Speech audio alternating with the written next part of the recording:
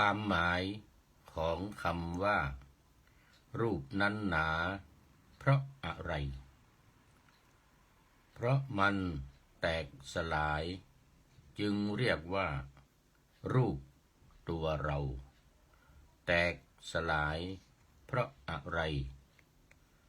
สลายไปเพราะความหนาวความร้อนความหิวข้าวสัมผัสแห่งเหลือบยุงลมแดดและสัตว์เลื้อยคลานกระหายนั้นล้วนแตกขมเพราะสิ่งนั้นแตกโครมเรียกว่ารูปฉะนี้แลขอถวายความนอบน้อมแด่พระรัตนตรัยมีพระพุทธเจ้าเป็นต้นขอถวายความเคารพพระมหาเถระพระเถรานุเถระเจ้าคณะพระสังฆาธิการทั่วโลกมีพระเดชพระคุณพระธรรมเสนาบดีเจ้าคณะภาค7วัดพระธาตุดอยสุเทพเป็นต้นและขออำนวยพรแด่ท่านผู้ฟังท่านผู้ชมสาธุชนพุทธบริษัททั้งหลายวันนี้รายการธรรมะหลังธรรมวัดเย็นของวัดพระธาตุดอยสุเทพออกอากาศทางสถานีวิทยุพระพุทธศาสนาแห่งชาติและจริยธรรมวัดพระธาตุดอยสุเทพมีพ่อครูวันลบนามวงพรหมเป็นผู้อำนวยการอาจารย์พระมหาประสิทธิ์ประชาธิโกเป็นหัวหน้าสถานีและอาตมาภาพพระครูปริยัติยานุศาสตร์เป็นผู้บรรยายเป็นประจำทุกวันเว้นวันพระเวลา 18:40 นาทีถึง 19:10 นาที วันนี้ก็บันทึกเสียงล่วงหน้ามาจากวัดพระธาตุดอยสุเทพเยอรมันตามเดิมเพราะว่าตอนนี้ก็ยังอยู่ร้อนนอนหนาวทั้งร้อนทั้งหนาวตอนนี้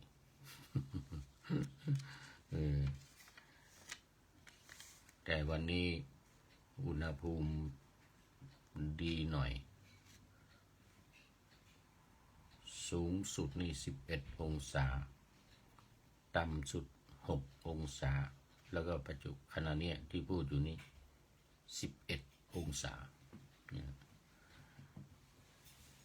แต่ว่าบรรยากาศที่มันเมฆครึ้มมีเมฆมากเมฆครึ้มออกไปข้างนอกก็ลมแรงอีกอยู่ข้างในนี่ก็ในนี้มันก็หนาวหน่อยเพราะมันไม่มีไฮซุง แต่ดังที่ได้บอกไว้เพราะว่าเป็นห้องเก็บของนี่เรื่องมัน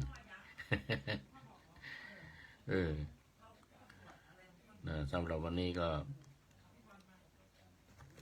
ไลฟ์สดทางเฟซของพระครูปริยัติยานุศาสตร์ก็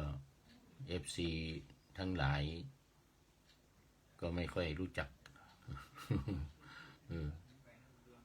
ไม่ค่อยเปิดกัน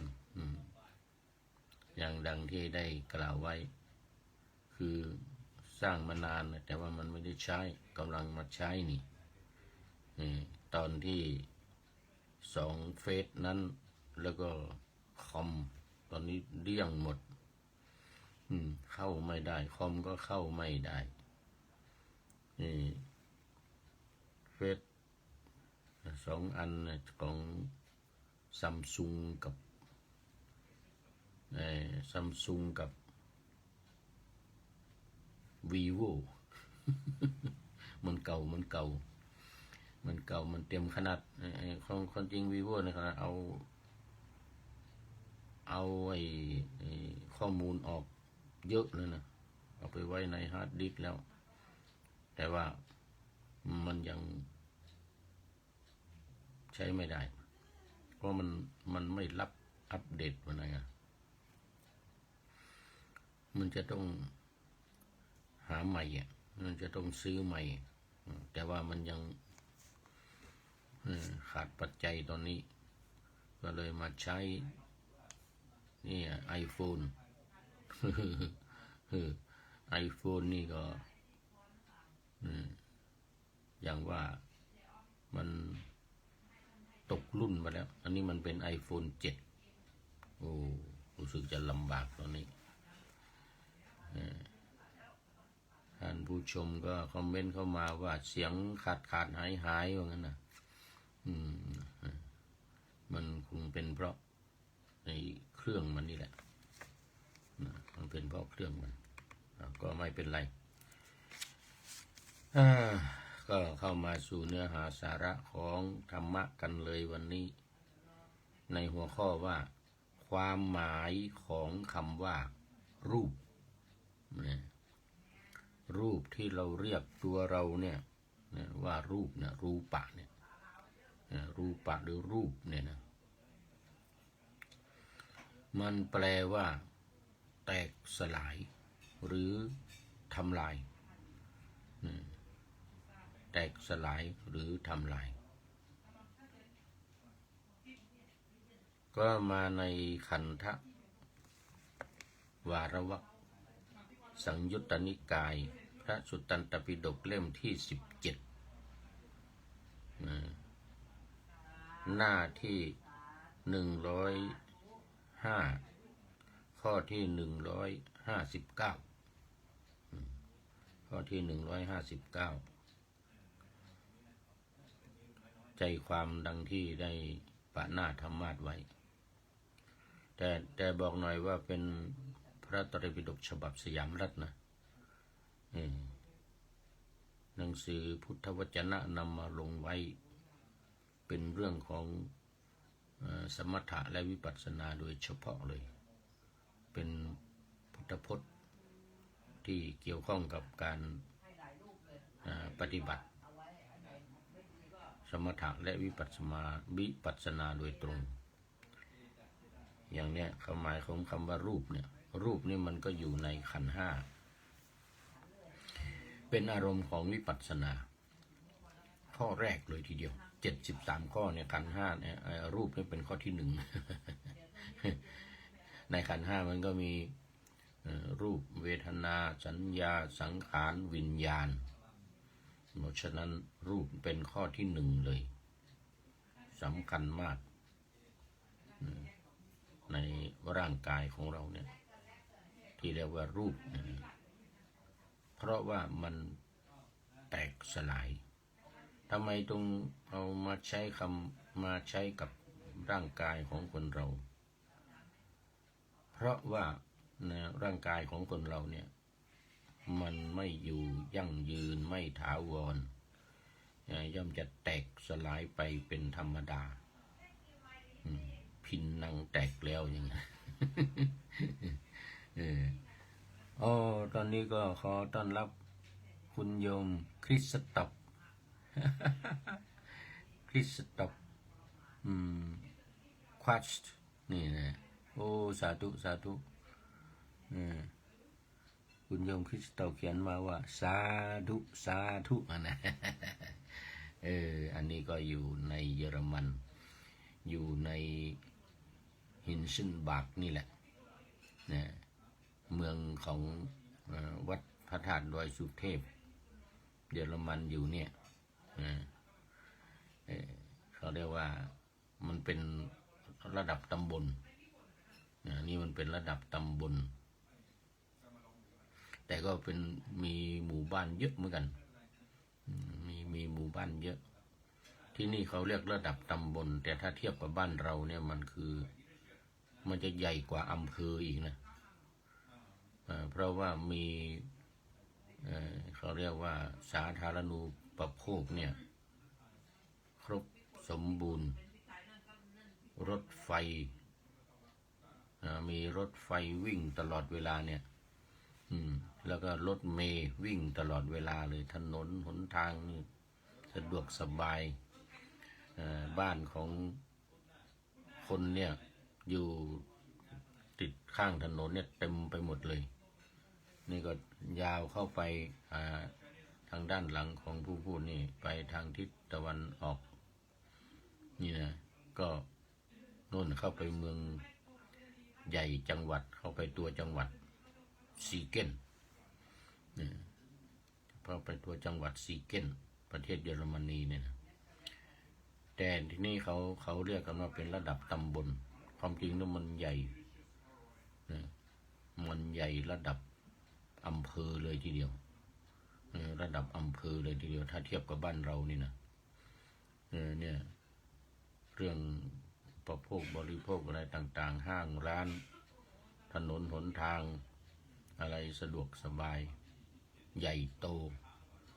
มีรถไฟเนี่ยวิ่งผ่านตลอดเลยเข้าไปที่ตำบลที่ว่าเนี่ยฮิวชินบักเนี่ยนะนั่นก็คริสตอฟนี่ก็เป็นโยมอุปถากวัดเป็นคนเยอรมันแต่ว่ามาช่วยเหลือทางวัดนี่ตั้งแต่เริ่มซื้อที่ดินเลยทีเดียวก็คอยมาดูแลเอาใจใส่ตอนนี้เวลามีงานอะไรก็มาช่วย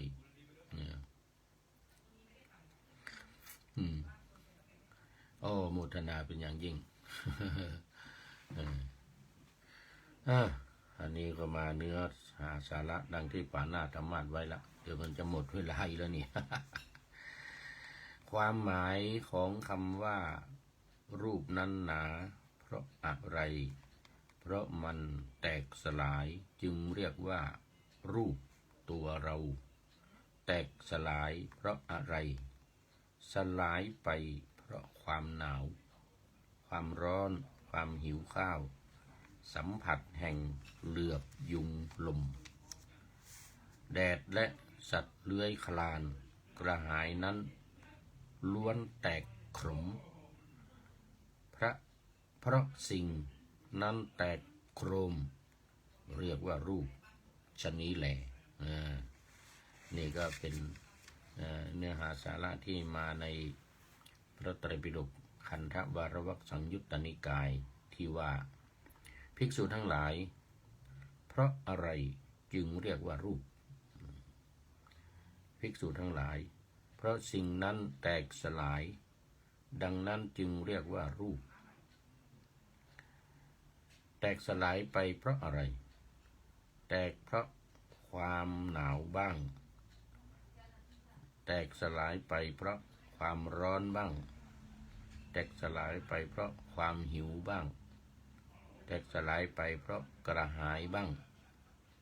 แตกสลายไปเพราะสัมผัสแห่งเหลือบยุงลมแดดและสัตว์เลื้อยคลานบ้างภิกษุทั้งหลายเพราะสิ่งนั้นแตกสลายดังนั้นจึงเรียกว่ารูปมันคำถามที่ตั้งไว้ตอนแรกว่าทำไมจึงเอามาเรียกรูปกายของเรานี้ว่ารูปก็ดูเอารูปทั้งหมดเนี่ยมันแบ่งออกเป็น28ส่วนเป็นมหาภูตรูป4คือดิน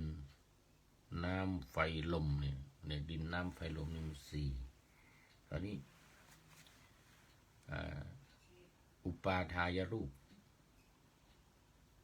หรือรูปอาศัยรูปที่มันอาศัยดินน้ำไฟลมเนี่ยอาศัยร่างเนี่ยอยู่เนี่ย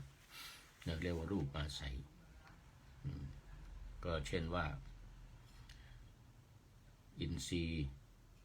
ทั้ง6เนี่ยหรือประสาททั้ง6ในตัวเราเนี่ยตาหูจมูกลิ้นกายและใจตาเรานี่มันอาศัยรูปเนี่ยถ้าไม่มีมหาภูตรูปเนี่ยนะไม่มีดินน้ำลมไฟมาประชุมกันอยู่ที่นี่อากาศวิญญาณไม่มีนะโดยเฉพาะวิญญาณมันเข้ามาแล้ว ไม่มีที่อยู่ ก็ไม่เป็นตัวเป็นตนไม่เป็นคนของเรานี่ดังนั้นจึงเรียกว่ามันเป็นรูปอาศัยก็มีตาเรานี่มีหูมีจมูกมีปากมีแก้มมีลิ้นมีฟันหมู่นี้เป็นรูปอาศัยหมดร่างกายทั้งหมดเนี่ยร่างกายทั้งหมดเนี่ยที่เราเรียกกันว่าเป็นรูปเนี่ยมันอาศัยธาตุสี่อย่างมารวมกันอยู่นี่อาศัยธาตุสี่อย่างมารวมกันอยู่นี่มันก็จึงมีรูปขึ้นมาเนี่ยตาหูจมูกลิ้นกายทั้งหมดแล้วก็ใจเราใจที่อยู่ข้างในใจก็คือจิตวิญญาณที่ลงมาปฏิสนธิขณะที่ก้อนเนื้อกาละละอันเกิดจาก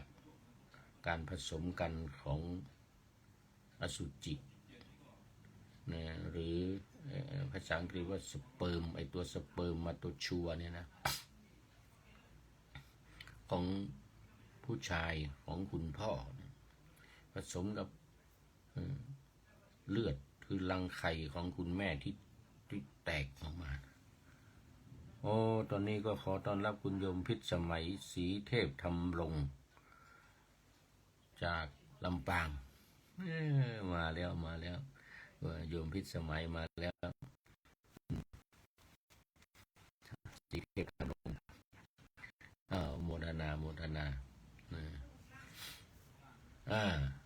เนี่ยเพราะว่ามันมีก้อนละเขาเรียกกะละแล้วเมื่อผสมกันแล้วนะระหว่างตัวสเปิร์มมาตัวชัวของบิดาแล้วก็ก้อนเลือดของคุณแม่นี่นะที่แตกออกมาจากรังไข่ในมดลูกนี่นะแตกออกมาแล้วก็มาผสมกันแล้วก็เป็นก้อนเรียกกะละแล้วมันก็ต้องมีจิตเข้ามาปฏิสนธิถ้าไม่มีนี่มันจะแทงออกมามันจะไม่เป็นก็จะแตกออกมาเลยแทงออกมาเป็นก้อนออกมาแต่เมื่อมีจิตมีวิญญาณมาจากบนสวรรค์หรือมาจากไหนก็ตามจากนรกหรือจากสัมภเวสีทั้งหลายเข้ามาปฏิสนธิมันจึงเป็นตัวตนมันจึงจะเป็นไม่งั้นไม่เป็นเพราะฉะนั้นตัวนี้เป็นตัวที่สำคัญในนี้ในภาษาทั้งหมดเนี่ยมันจึงมีตัวสุดท้ายคือมโนหรือใจตาหูจมูกลิ้นกายและใจก็คือจักขุโสตคานะชิวหากายะมโนนี่กายะมโนหรือใจเนี่ยหมู่เนี่ยเป็นรูปอาศัยทั้งนั้นเลยอยู่ใน24ความเป็นหญิงความเป็นชายเรียกว่าวจีแล้วก็วิญญัตวจีวิญญัตกายวิญญัตเนี่ยเหล่านี้อาศัยรูปนี้ทั้งนั้นอาศัยมหาพุทธรูปที่มารวมกันแล้วนี้จึงเป็นตัวเป็นตนขึ้นมาได้ดังนั้นเมื่อมันมารวมกันตามหลักมันก็จะรวมกันมาระยะหนึ่งอีกหน่อยมันก็สลายไปแตกไปที่เรียกว่ารูปขอต้อนรับคุณโยมพักดีอวดสุขมาแล้วจากจังหวัดเชียงรายเป็นยังไงเนาะอุณหภูมิทางเชียงรายวันนี้เห็นว่าเมื่อวานเห็นว่าจะนิมนต์พระมานั่งกรรมฐานแต่ต้องห่มผ้าไว้นะ เพราะมันให้มันร้อนห่มผ้า3 ชั่วโมงเที่ยงถึงบ่าย3 โมงเนี่ย ทุกวัน7 วันเสร็จแล้วก็ตั้งตำแหน่งเป็นพระครูให้ที่เชียงรายจังหวัดเชียงรายมีอย่างนั้นด้วย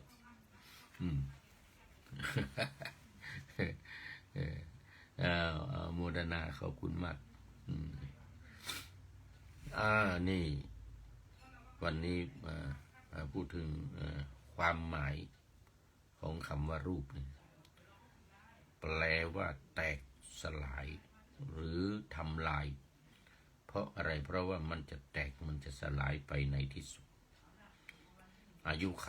ตามอายุไข80 ปี90 ปีสูงสุดก็120ไหวสาธุลุงเหมือนนะโอ้สาธุสาธุวันนี้หนาวความจริงอุณหภูมิสูงอยู่ขณะที่พูดนี่11 องศานะแต่ว่าต่ำสุดนี่ก็วันนี้ต่ำสุด6 องศาสูงสุด14 องศาดังนั้นก็จึงถือว่าร่างกายของเราเนี่ยมันมีได้มันก็ไม่แตกสลายได้เพราะความแตกสลายเพราะความที่มันจะสูญสลายหายไปเพราะความร้อนบ้างเพราะความหนาวความหิวความกระหายเหลือบยุงลมแดดแล้วก็สัตว์เลื้อยคลานทำให้ตายทำให้สูญสลายทำให้แตกสลายได้เนี่ยจึงเรียกว่ารูปปากเรียกว่ารูปเพราะฉะนั้นวันนี้นำมาประกอบกับวิปัสสนาผู้ปฏิบัติวิปัสสนาจะต้องตรึกตรองยกเอาหัวข้อนี้เป็นหัวข้อแรกใน73 หัวข้อของอารมณ์ของวิปัสสนามีขันธ์5อันนี้เป็นรูปเป็นข้อที่1ในขันธ์5อายตนะ12ก็เป็น17แล้วก็ธาตุ18เป็น35อินทรีย์22บวกเข้าไปเป็น57อริยสัจ4บวกเข้าไปเป็น61แล้วก็ปฏิจจสมุปบาท12ก็เป็น73แล้วสรุปลงในไตรลักษณ์คืออนิจจังทุกขังอนัตตาเนี่ยไม่เที่ยงเป็นทุกข์ไม่ใช่ตัวตนเนี่ยลงก็เป็น76อันนั้นจะเรียกว่าเป็นอารมณ์ของวิปัสสนาก็ได้76หัวข้อความจริง73เนี่ยเป็นหัวข้อที่ตายตัวละ73ข้อพอสรุปลงในไตรลักษณ์มันจำเป็นเพราะมันเป็นธรรมชาติที่จะต้องที่มันแตกสลายที่ว่ามันเป็นรูปเนี่ยที่มันแตกสลายเพราะอะไรก็เพราะมันเป็นอยู่ในไตรลักษณ์มันไม่แน่นอนไม่เที่ยงแล้วก็ทนไม่ได้ทนอยู่นานไม่ได้เป็นทุกข์เสร็จแล้วก็เป็นอนัตตาคือมันไม่สามารถที่จะควบคุมได้ไม่อยู่ในอำนาจไม่อยู่ในความควบคุมดูแลได้จึงเรียกว่ารูปร่างกายของเราเนี่ยแล้วเรียกว่ามันไม่ใช่ตัวตนไม่มีตัวตนเพราะว่ามันไม่สามารถที่จะควบคุมได้ให้อยู่ในอำนาจของเราได้มันจะต้องแตกสลายไปนี่ไงมาประชุมกันแล้วนึกว่าแตกสลายทั้งรูปใหญ่มหาภูตรูปดินน้ำลมไฟที่ประชุมกันอยู่นี่แล้วก็ทั้งรูปอาศัยต่างๆมีตาหูจมูกลิ้นกายใจเป็นต้นก็จะแตกสลายไปด้วยกันหมดดังนั้นจึงเรียกตั้งชื่อมันว่ารูปเรียกมันว่ารูปในข้อที่1ของขันธ์5ขันธ์5นี่ก็เป็น5ใน 73 ข้อเพราะฉะนั้นเมื่อเรามาพิจารณามาปฏิบัติวิปัสสนาเนี่ยก็ต้องพิจารณาอย่างนี้แหละนะพิจารณาอย่างนี้อยู่ในองค์ฌานที่ 1นะนี่ปฐมฌานนะนี่คือการตรึกตรองหรือวิตกวิจารณ์เอาแล้ววันนี้หมดเวลาคุณโยมภักดีอวดสุขก็เป็นท่านสุดท้ายที่เข้ามาในรายการวันนี้เข้าสู่เส้นชัยของรายการอนุโมทนาเป็นอย่างยิ่งขอนำรายการธรรมะทัดไปก่อนแล้วจะย้อนมาใหม่ในวันหลังเพื่อให้ท่านทั้งหลายได้รับฟังพระธรรมเทศนังเหมือนดังเดิมเป็นธรรมะในพระไตรปิฎก3ธรรมบทอันงดงามบรรยายเสริมอธิบายแจงคำออกมาต่อเติมยุคนิทานดังเดิมเสริมธรรมขอทุกท่านสุขกายสบายใจ